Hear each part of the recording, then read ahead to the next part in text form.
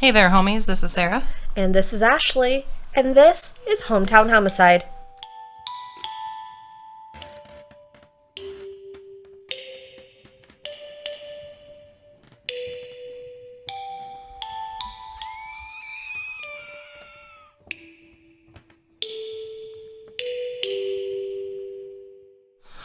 But okay, hi. Hi. How is it going? I'm paralyzed. I'll say she's currently dying, actually.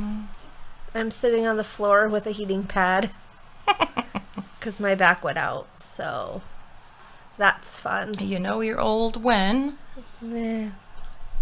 Nothing new, but... To be fair, mine went out one time just walking across the street in, slippery, icy weather. I didn't even fall or anything, just, in the middle of the street. Mm-hmm. It was a good time. Yep. I stepped the wrong way, apparently, and... Yeah, it's not fun, but I'll live through it. We're fine. And, some days we chit-chat more than others, so I apologize if, I'm not going to apologize. Happy, but... For one person who's like, stop talking, you talk too much, fine. Let's sign language this whole thing. If you don't want to hear people talk, please go grab a book and read a book. Or there's definitely other podcasts, true crime podcasts out there that don't do the yip yap. I personally like it. For the most part. Sometimes it can go on. So I understand. But the last couple weeks we were trying to get back in the groove of things and catching up on stuff. So yeah, we had been gone for a month and a half. Yeah. So, not sorry. Our main listeners who listen every single week and have been with us for a long time, they said to keep it up, so... What's up? We're gonna keep it. I mean, we're not gonna go on and on, but... Which, a couple of our listeners, Fifi and Carrie of the bonus features, I don't remember if it was the second episode or third episode, but I listened to both of them the other day, and Carrie was telling Fifi something which is weird, because she's Jennifer, but she's like Fifi, now that's just kind of... Well, not I like now, that name. For the last while, but in my life with Jennifer, riding the bus together and getting rides, it's been Jennifer. Or Becky, if you ask my mom. But anyway, Carrie was talking and she got tongue-tied and she was like, derp. And in my head, I'm like, hey, she said derp. And then she's like, I've been listening to Hometown Homicide and Sarah says derp all the time. So now I said it. I'm like, ha, yes, nice. Love it. It's a movement, people. Love it. But they were pretty funny, and they shared a story I sent them the other day about my youngest kitty, Dot, from his first couple days with me. So We'll have to take a listen. It's a funny time. And what was that podcast again? Just so everybody knows. Bonus features. Cool. I'm pretty sure anywhere you normally listen to streaming podcast stuff, and they've got a Facebook and an Instagram and a TikTok. Which we need to do more of. I need to do more of. Yeah. But and it's not an excuse, but I'm already over 60 hours this week, and my dumb ass is going to work some more tonight. Because if the overtime is there, I'm going to take it, even though I hate my job. And we're not supposed to have overtime, so... But I'm currently booked about 4 weeks, so it's getting a little exhausting. I'd rather knock more of them out now, doing 50 hours or so a week, than pushing people out that far. Yeah. I mean, I'd rather not... I would like to knock people out at work, too, but... That's not what I meant, but you know it's fine. No more current events as far as, actual local current events, I should say, as far as I know. Anne Heche died. Yeah, that was really sad. A couple other people died today. Some comedian I had never heard of, and... some actress, not Anne, a different one. I don't know. I was just like, Jesus, why all these people getting Grim Reapered? Football's coming. I know there's my brain just rattles around. Don't worry, but football's coming, and I'm real excited. My fantasy football draft is in 2 weeks. I mean, I'm not mad about the fall weather or decorating for Halloween because I got some more spooky decorations. Spooky. So, yeah, pumpkins and hocus pocus and Yes. I'm just apple cider. Oh my! pumpkin spice. Oh my! I don't really like pumpkin spice. The smell isn't bad, but the flavor, I'm not. Although when they had the pumpkin spice Oreos, those were really fucking good. They just kind of taste like spice cookies because they were the white cookie with a, quote, pumpkin spice frosting cream middle. Those were real good. Interesting. Well, shall we start? Yeah, I'm very interested to hear what you have this week. So, this week my story is about a brutal and tragic attack on an innocent woman that took place in September of 2015 and the two people involved. An attack so awful that an officer who had worked over 30 years in homicide said, quote, "This was the most horrific crime I've ever worked." Some of you, especially those of you more in the eastern Midwest area, might already know this story. Somehow I had never heard of it before. So I have to go back a little further than the 2015, though, to start this story. Diane Pranske and John Kowalik met during junior high back in the 1970s. They were friendly, but John never asked Diane out. He said he wasn't able to muster the courage to do so because of Diane's, quote, intimidating beauty and popularity. And as life often takes people, they went in separate ways and, got a little bit older. Years later. All do. Yeah. Years later, in 2007, during a happenstance run-in at where else but a local Target located in Munster, Indiana, they discovered that at that point in their lives, they were both parents, but also both divorced. Immediately, a romance began that would last the rest of their lives. Throughout the next 8 years, their relationship did nothing but grow stronger and more dedicated. Diane even started going fishing with John, about which her daughter April was a little surprised at first. April was quoted as saying, with a chuckle, that her mom was, quote, a bit of a girly girl, so she must really like him. Sometimes you do things for someone you love, and you end up loving it too. They did live separately at this point, both homes being in Lansing, Illinois, but make no mistake that Diane and John were deeply in love. In fact, they're referred to as partners, not boyfriend-girlfriend. Of course, when you're a full-ass adult saying my boyfriend or my girlfriend, I could see that being weird for somebody. So, yeah. And Diane living alone at this point is where the story really begins. By fall of 2015, Diane was 53 years old and had been working as a bartender for some time at a popular local place called Theo's, which was just across the state border a few minutes away in Indiana. April said that people would go in when they knew Diane was working because she was so loved by the community. But Thursday, September 17th, 2015, would be her last shift. Diane closed up the bar about 10:30 p.m., obviously, and then headed off to the grocery store to get some things on her way home. She called John to chat for a bit. John said he was already in bed, which it's true love when you're happy to talk to someone while you're already in bed, because otherwise it's like... not answering that. Right. Silence. And he also said that Diane said she'd call again when she got home to say goodnight, but that call never came. You see, after Diane got her groceries, she loaded them up and headed home. What she didn't know is that someone was in her home robbing her. A man that lived in her neighborhood had decided to help himself to her electronics and other valuables while she was gone.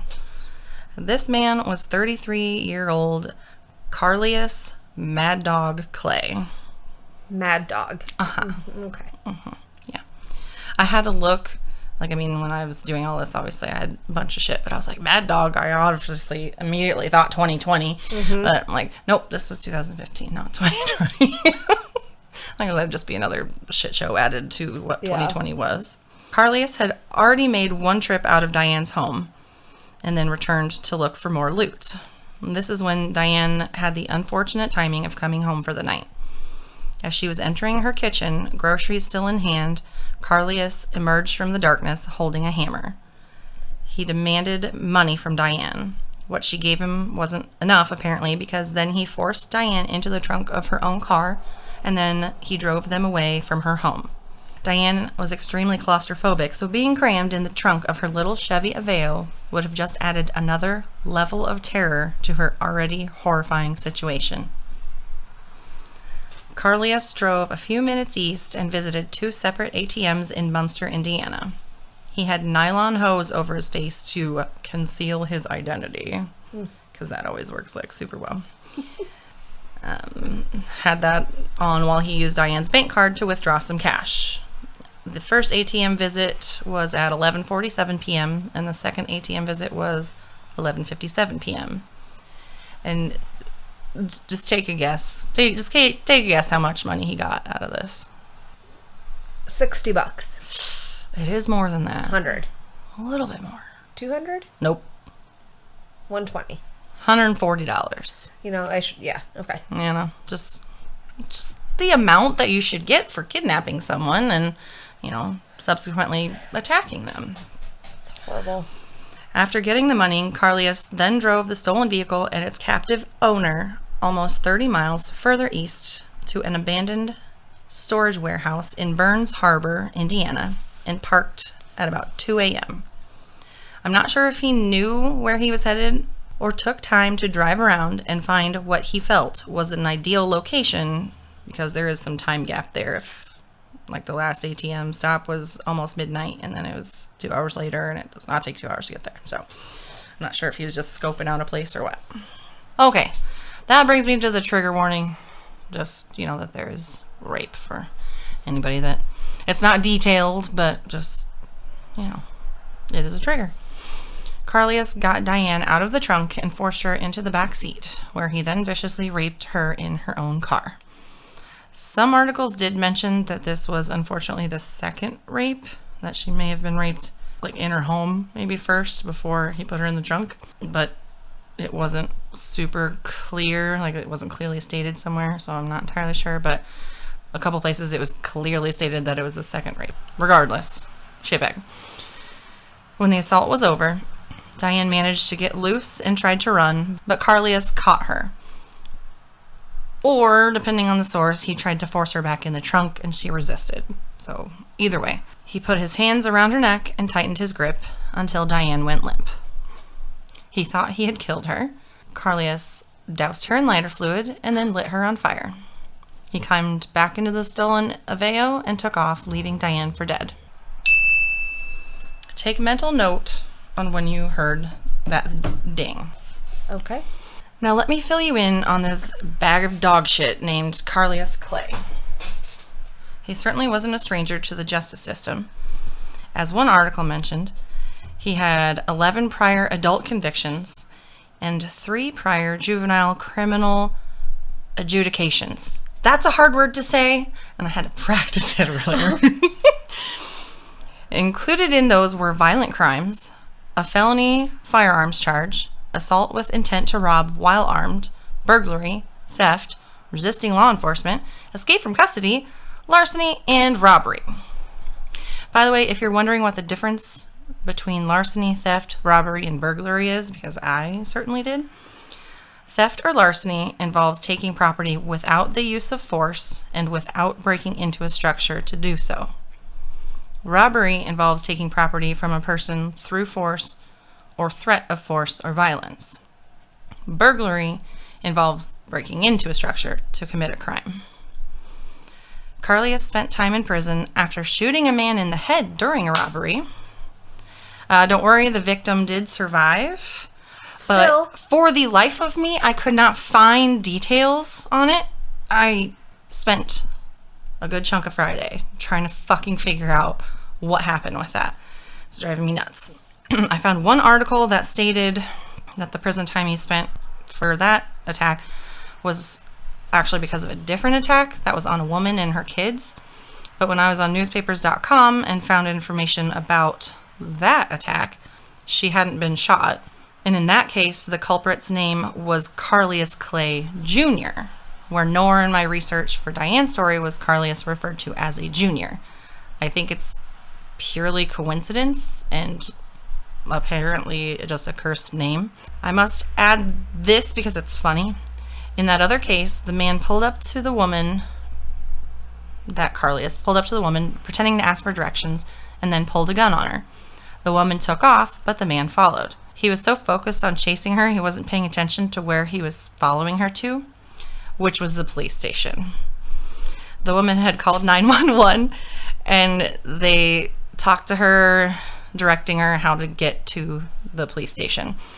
And that Carlius was arrested immediately. That was smart by her. Right? I wouldn't Good have thought job. that. Back to the bag of dog shit. This Carlius was released on parole on May 27, 2015, after serving time for the Michigan robbery in 2009, where he shot a man, and an attempted robbery in Illinois in the same year. Details seemed a little muddy, but what matters is that after his parole release, that's when he moved into a home in Lansing, a home that was rented to him by a local church, almost as a reward for good behavior. In a statement released by the church, referring to Carlius as a former prisoner who, after several years of Christian discipleship and education while incarcerated, was paroled by the state of Illinois, joined our fellowship, confessed faith in Jesus Christ, and received from us benevolent assistance and pastoral care as he transitioned from prison to civilian life. I'm not sure why they gave him such benefit of the doubt, but neighbor Vicky Duran had even been told by the landlord that Carlius was, quote, a good man who had been in a little bit of trouble. Okay. She and her family didn't think he was violent, had even been friendly with him. He had been in their home, met her family, met her grandkids. Vicky also said that Carlius came and went as he pleased, that it didn't seem that anyone monitored him or kept track of him in any way. In any case, Carlius moved into that home. Carlius moving into that home was really the first step in this story, as it was only 3 blocks away from Diane's own home. Who knows if he liked the way the house looked and thought there must be some goodies inside that he could take, if he saw Diane and part of him deep down wanted to assault her all along, but somehow he decided it was her home that he'd violate and eventually violate Diane as well. After Carlius forced Diane into her trunk, he drove the 3 blocks home to drop off some things before driving to the Munster, Indiana ATMs, as officials later discovered multiple items as missing from Diane's home, as well as a bloodstained t-shirt and latex gloves in the home that he was renting. Following the brutal attack, Carlius drove Diane's car nearly 2 hours up to Holland, Michigan, to an apartment complex where he previously resided with his girlfriend, and I'm assuming she was still living there. Luckily, Diane's car was equipped with OnStar, so officials were able to locate it quickly, and was listed as a prior residence. So Carlius Clay was swiftly arrested. God, I'm good. That's not very loud. Okay. What is that? So right about now, my phone alarm was going off. I had to time this out while I was writing it. I had an alarm set for 5 minutes and 17 seconds from that ding I told you to make note of. That's how long Diane Pranske was on fire. And it was all on camera. During their investigation, police were able to track Diane's phone to the abandoned storage warehouse where she had been assaulted and lit aflame. Authorities were then able to find a building across the road from the warehouse that had outdoor security footage. The footage showed Diane's car backing onto the property in Burn Harbor at almost 2 a.m., which is sadly ironic that the place was called Burn Harbor. It's not lost on me. It's not a joke, but I'm just like, that's terrible coincidence. For approximately 40 minutes of the footage, investigators saw nothing else but buildings and trees in the dark of night. Then, just before they saw Diane's car drive away and out of view, the night lit up, and lit up big. This was obviously when Carlius set Diane on fire before taking off to Michigan, but the source of the fire itself was behind some trees. Only a couple minutes after seeing the car drive away, the light from the fire seemed to move. Then suddenly, the flame was out in front of the building. She had woken up from her unconscious state and realized she was on fire. Somehow, she was able to get up and start walking towards some lights she saw at a distant gas station. What the police were viewing on this footage was Diane walking while engulfed in flames. They also see when, miraculously, she spotted a shallow puddle, dropped to the ground, and started rolling around trying to put herself out. Oh my God. I put in here first, yes, we're taught to stop, drop, and roll, but, how much shock you're in when one thing you're being choked by your rapist and then you wake up on fire. Like, you're not going to think anything straight. Oh my God. Second, being that she was doused, like soaked in accelerant, trying to put that out is going to be very hard. You know what I mean? Instead of, it's not like you just walked too close to a candle in a fuzzy sweater. Like, yeah. On fire. 5 minutes and 17 seconds on fire would seem like a lifetime. Diane wasn't done, though. She got up, and with her clothes burned off or melted to her skin, only one shoe on, and possibly with her legs still on fire, as one report stated, she walked a half mile to the nearby McDonald's located at a Pilot gas station. The workers there called 911, and help came for Diane. A female officer got to the scene before the ambulance took her away, and upon seeing the condition Diane was in, knew that if she didn't get to ask Diane questions then, she might never get to. That responding officer said, quote, "Just by looking at her, I was surprised she could even speak. You could see that her mouth and tongue were charred." Oh my God. But despite her injuries, Diane was able to say that a black man had done this and also gave the officer her license plate number. First, the authorities involved were Indiana officers, because that's where Diane was found. Then, discovering she lived in and was abducted from Illinois, it became a 2-state case. After tracking Diane's car to Michigan, they had to call in the FBI to get help. 3 states is a lot of ground to cover. All departments coordinated and acted quickly, and Carlius Mad Dog Clay was arrested on Sunday, September 20th, 2015, less than 3 days since Diane's harrowing ordeal began. But Carlius wasn't done being a giant bag of dog shit, though. 18 months later, in April of 2017, while awaiting trial, he told caseworker Letitia Martinez at the Metropolitan Correctional Center that he was having issues with another inmate. Once inside of her office, he pulled a homemade shiv on her and forced her to lock the door. Carlius must have had at least a little charm, because this woman was a 20-year veteran of the Federal Bureau of Prisons, which I didn't know was a thing, but I can't imagine she trusted every dipwad that came to her office with a story. Carlius then threw her to the ground, straddled her, and pulled her by her hair, but he got distracted somehow, and Letitia called for help over the radio, and other prison personnel were able to come to her aid after unlocking the door and pepper spraying Carlius. The day before his trial was set to begin, Carlius Clay pleaded guilty to the charges he faced from his attack on Diane. This was 1 count of kidnapping, 1 count of attempted murder, and 1 count of using fire to commit a felony. This granted him a life stay within the correctional institutions without the possibility of parole. During his sentencing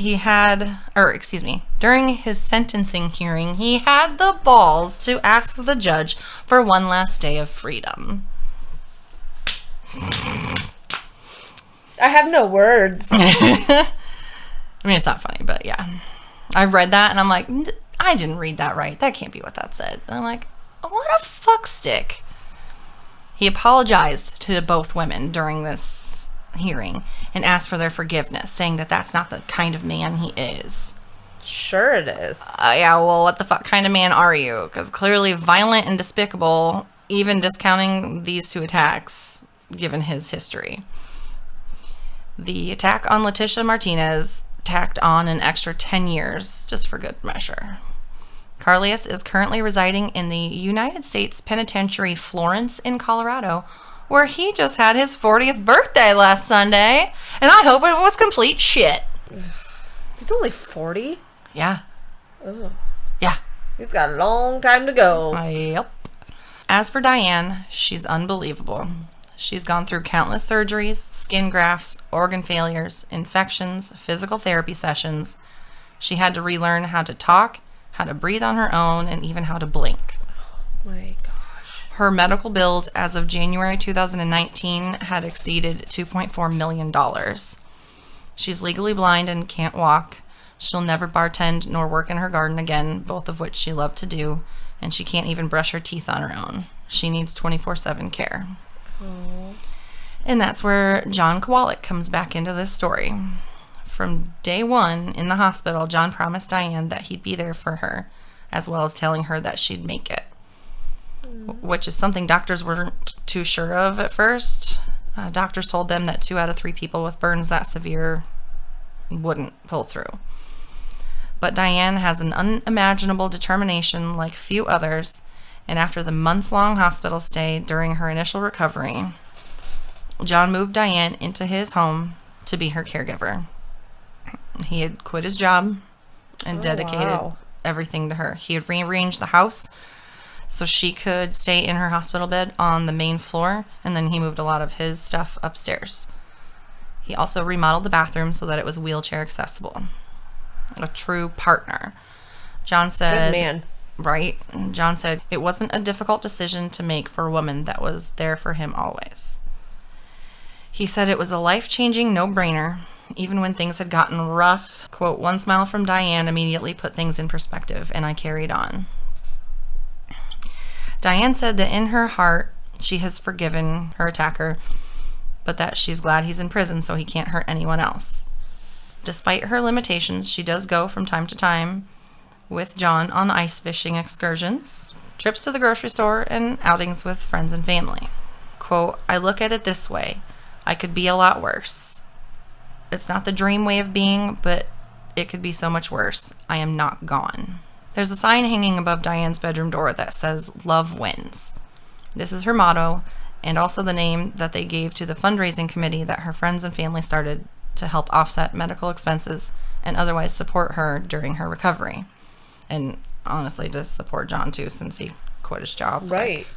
Diane was severely physically and emotionally drained by attending her attacker's sentencing, but she once again mustered some deep down strength to be able to read her victim impact statement to the court.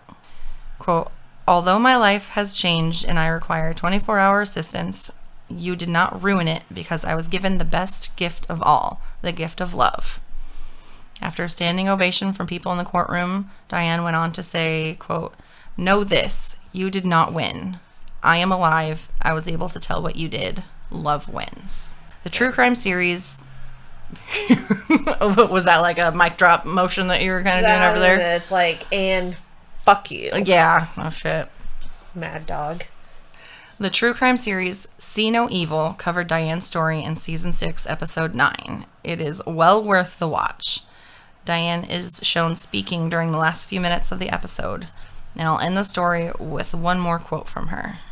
I realize now how precious our time is here, and we should all love each other and care for each other, and not have so much hatred and negativity in the world.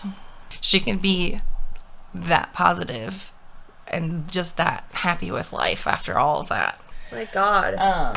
Yeah, when it was at the end of that, watching her say that stuff, that's when I was crying. I'm like, and I need some wine. So it's like she's there, she's mentally there, but like you could tell she has to focus so hard on saying the words. Yeah.